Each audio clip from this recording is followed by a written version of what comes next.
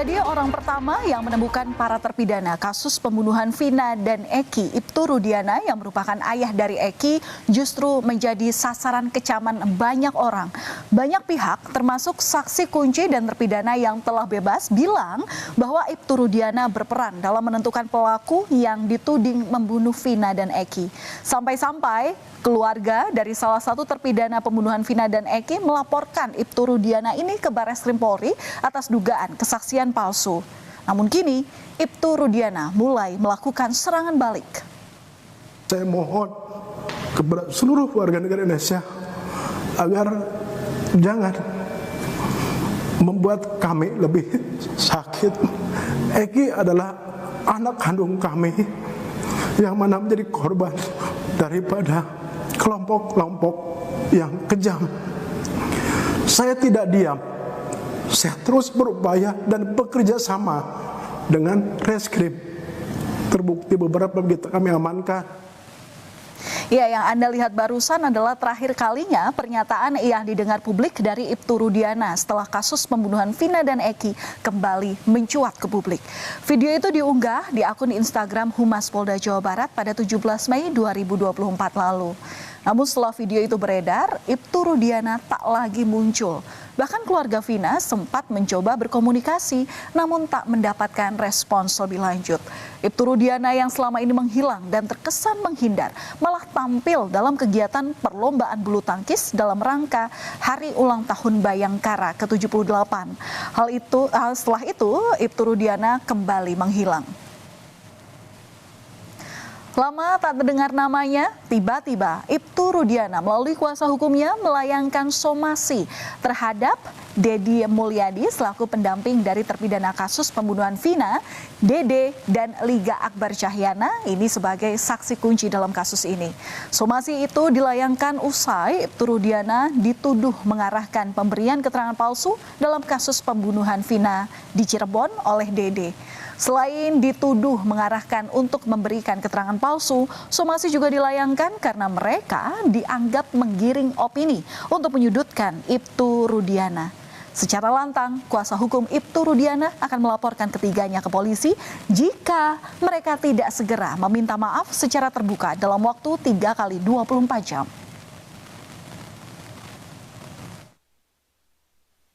Tiga orang ini agar meminta maaf kepada Bapak Ibtu Rudiana 3 kali 24 jam sejak somasi terbuka ini disampaikan dan diumumkan.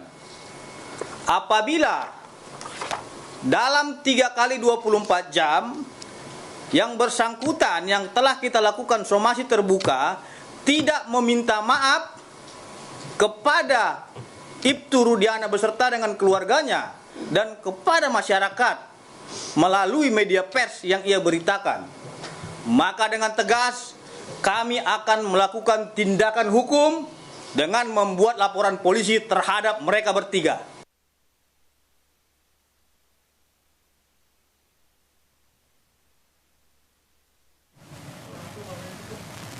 Ya, saudara, yang rupanya membuat Ibtu Rudiana meradang hingga melayangkan somasi adalah terkait kesaksian Dede, salah satu orang yang pada kasus pembunuhan Vina dan Eki 2016 lalu disebut sebagai saksi penting selain Liga Akbar dan juga AEP. Menurut Otto Hasibuan, dari ketiga orang inilah jalan cerita kasus pembunuhan Vina dan Eki bergulir. Namun belakangan justru Dede mengakui bahwa semua kesaksiannya pada 8 tahun silam itu adalah palsu. Dede menyebut dirinya kala itu diarahkan oleh Ibtu Rudiana untuk menyampaikan seolah apa yang terjadi yang dilihat saat kasus pembunuhan Vina dan Eki terjadi di Cirebon. Mau ngapain di sini? Katanya buat keterangan saksi anaknya Pak Rudiana yang meninggal. Nah setelah itu saya tanya, emang mau ngapain, kan kita tidak tahu peristiwa itu. Nah udah katanya nanti saya ikutin kalau kata saya, dia bilang itu. Nah terus Pak Rudiana datang lah, saya tanya ke Pak Rudiana juga, Pak Rudiana mau ngapain, buat keterangan apa, saksi anak saya yang meninggal kan. Nah disitulah diceritakan Saya nongkrong di warung. Kalau warung kan bener Pak, warung malam hanya membeli rokok. Cuman ada segerombolan anak nongkrong, pelemparan batu, bambu, pengajaran, segerombolan motor ada di situ. Sebenarnya nggak ada Pak. Sudah diceritakan sebelum masuk BAP, sudah diceritakan. Dede dalam pengakuannya juga bercerita kalau dirinya ini dilarang oleh Ibtu Rudiana untuk hadir di pengadilan meski telah mendapatkan surat panggilan untuk bersaksi.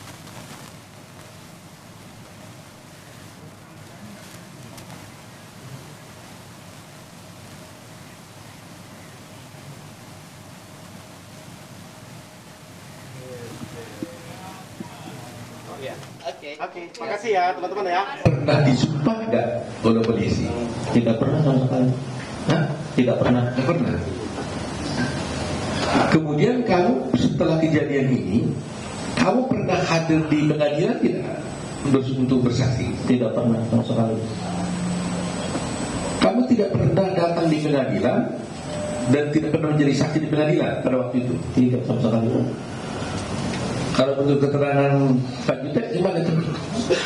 Dia belum putusan pengadilan, dia benar ada kata-kata di situ bahwa dia ada memberikan keterangan di bawah sumpah. Iya, di dalam putusannya. Kemana? Tidak. Pak, ada surat pengadilan datang, kata saya. Bagaimana ini? Nah, kata Pak Rudiana, udah masa datang, katanya. Biarin aja.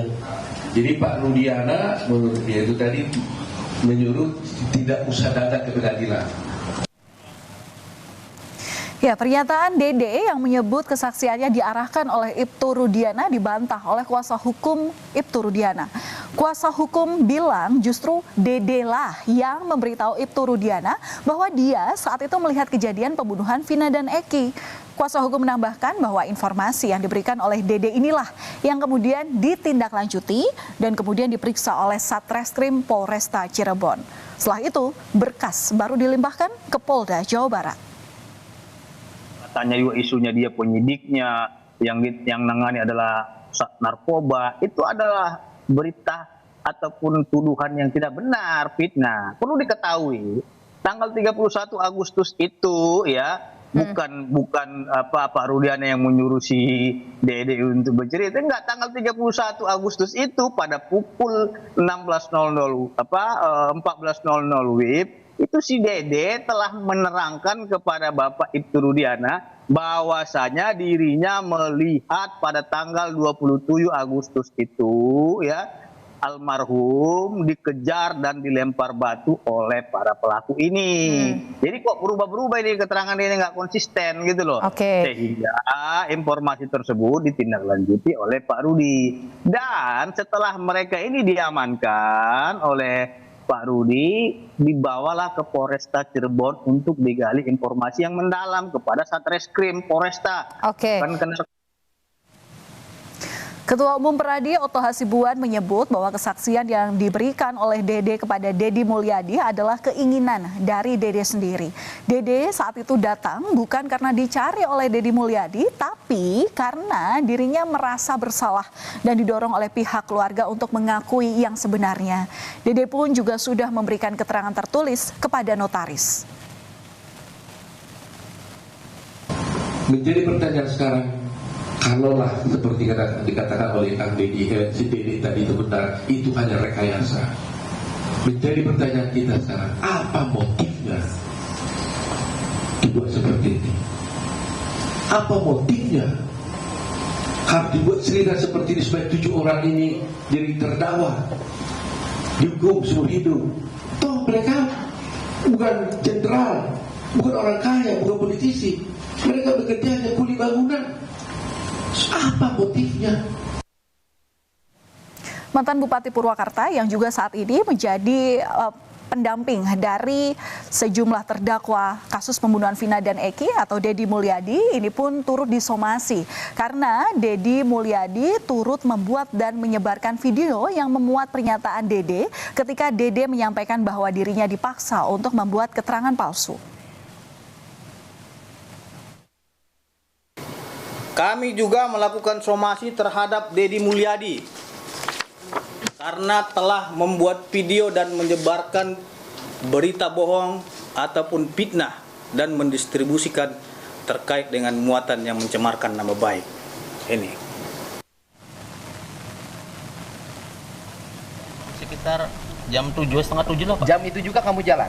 Iya jalan Pak. Langsung? Iya, saya kan mikirnya kan Ayub kan nggak tahu daerah, nggak terlalu apal daerah Cirebon Pak.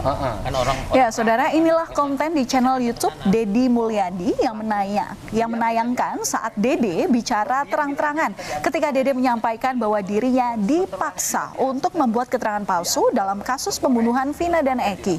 Menyikapi somasi, Dedi menyampaikan bahwa dirinya hanya mau menunjukkan kebenaran. Saksi itu kejadian yang meninggal. Kalau hari ini Dede disuruh minta maaf, ya saya tanya, Dede mau minta maaf enggak? Minta maaf untuk apa Pak?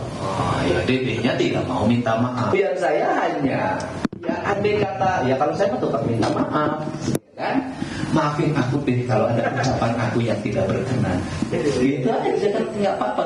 Takut ada ucapan saya yang dianggap kasar, ucapan saya yang dianggap tidak berkenan gitu loh.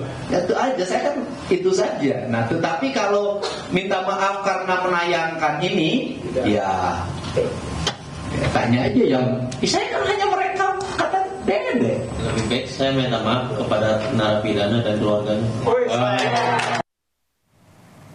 Keluarga Vina mengaku kaget setelah salah satu saksi kunci yakni Dede mengakui berbohong dalam memberikan keterangan di tahun 2016 lalu.